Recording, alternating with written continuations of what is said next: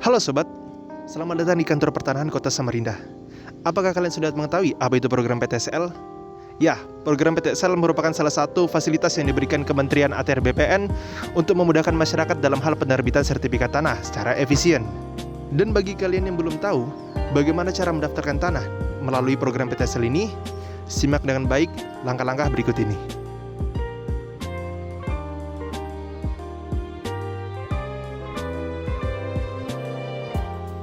Pelaksanaan program PTSL dilakukan secara serentak dan berjenjang dari pihak RT, kelurahan, hingga ke kantor pertanahan. Secara garis besar, terdapat 6 tahapan yang bisa sobat lakukan untuk kemudian dapat mendaftarkan tanah melalui program PTSL ini. Yang pertama, pastikan wilayah sobat berada pada lokasi pelaksanaan program PTSL. Untuk mengetahui hal tersebut, sobat bisa menanyakan terkait pelaksanaan program PTSL di kantor desa atau kelurahan tempat tinggal sobat. Kedua, kantor pertanahan nantinya akan menggelar penyuluhan kepada masyarakat di desa atau kelurahan yang ditetapkan sebagai lokasi pelaksanaan program PTSL. Artinya, masyarakat harus mengikuti penyuluhan tersebut untuk dapat mendaftarkan tanahnya melalui program PTSL ini. Ketiga, setelah itu akan dilakukan gerakan pemasangan tanda batas atau gema batas. Kemudian dalam waktu yang sama, masyarakat harus membuat dan menyerahkan surat pernyataan pemasangan tanda batas dan tetangga yang berbatasan. Keempat, sobat harus mengikuti persetujuan prosedur pengumpulan data fisik dan yuridis yang dilakukan Satgas di lapangan. Lalu kelima, hasil pengumpulan data fisik dan yuridis yang telah diolah akan diumumkan selama 14 hari melalui kantor kelurahan dan kantor pertanahan. Dan yang terakhir, sertifikat nanti akan diterbitkan dan diserahkan kepada para peserta program PTSL, yang mana penyerahan ini akan dilakukan pada saat 1 tahun anggaran berjalan atau paling lambat triwulan pertama tahun berikutnya.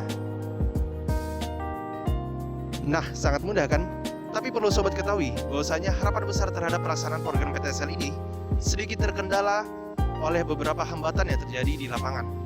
Dan beberapa kendala ini mengakibatkan proses penerbitan sertifikat tanah berjalan lebih lambat, khususnya di tahun 2022 ini. Lalu apa saja kendala tersebut? Mari kita simak. Terdapat sekitar 7 hambatan yang menyebabkan program PTSL ini berjalan tidak maksimal. Yang pertama, sertifikat tanah lama.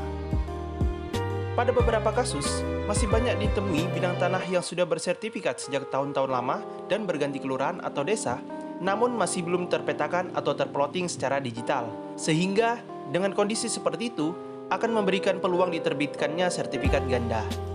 Dari permasalahan ini, sangat diperlukan partisipasi aktif dari masyarakat untuk memberikan informasi kepada petugas PTSL. Yang kedua, ketersediaan data dukung. Ketersediaan data dukung yang berisikan data sebaran bidang tanah yang terbit di tahun-tahun lama sudah banyak yang rusak, tidak lengkap, dan usang. Sehingga hal ini menyulitkan petugas PTSL dalam mengolah data bidang tanah. Ketiga, pengambilan data fisik part 1. Pada proses pengambilan data fisik di lapangan, masih sering ditemui bidang tanah yang tidak dipasangkan tanda batas, sehingga cukup menyulitkan para petugas PTSL di lapangan dalam mengidentifikasi kejelasan bidang tanah tersebut. Selain itu, masih terdapat beberapa peserta PTSL yang belum memenuhi persyaratan persetujuan dari pihak-pihak yang berbatasan dengan bidang tanah miliknya. Lalu yang keempat, pengambilan data fisik part 2. Kendala pelaksanaan PTSL, khususnya dalam proses pengambilan data fisik, juga seringkali tertunda akibat tidak hadirnya pemilik tanah pada proses pengukuran, sehingga harus menunggu pemilik bidang tanah tersebut hadir dan menunjukkan batas-batas bidang tanah yang dimilikinya.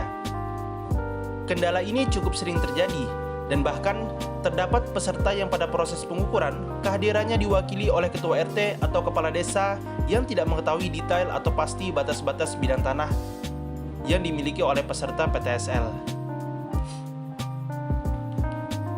Yang kelima, kelengkapan berkas.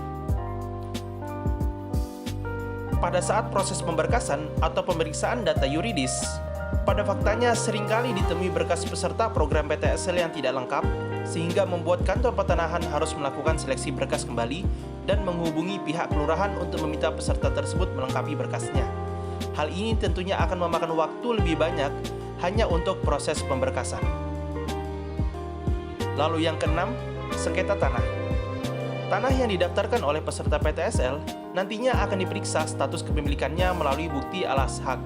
Namun, tak jarang terdapat peserta PTSL yang tidak kooperatif dalam hal asal-usul kepemilikan tanah, sehingga dalam proses pembuktiannya terdapat beberapa tanah yang ternyata masih dalam sengketa.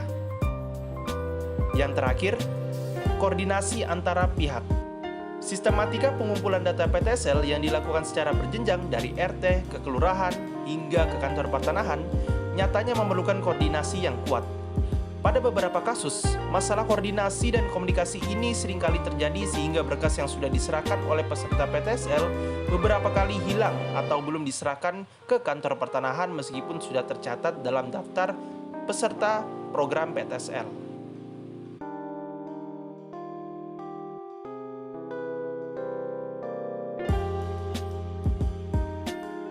Oleh karena itu, diperlukan kerjasama baik dari para peserta PTSL dan juga pihak kelurahan serta pihak RT agar dapat memaksimalkan proses penyelenggaraan program PTSL ini, khususnya bagi para peserta PTSL untuk dapat memahami lebih detail apa saja keperluan dan kelengkapan berkas yang dibutuhkan untuk mendaftarkan tanah melalui program PTSL ini. Lalu peningkatan koordinasi yang baik sangatlah dibutuhkan oleh berbagai pihak, ini RT, kelurahan, serta kantor pertanahan, agar kemudian berkas yang telah diserahkan oleh para peserta dapat diproses dengan baik. Sekian edukasi yang bisa kami sampaikan. Assalamualaikum warahmatullahi wabarakatuh. Salam ATR BPN.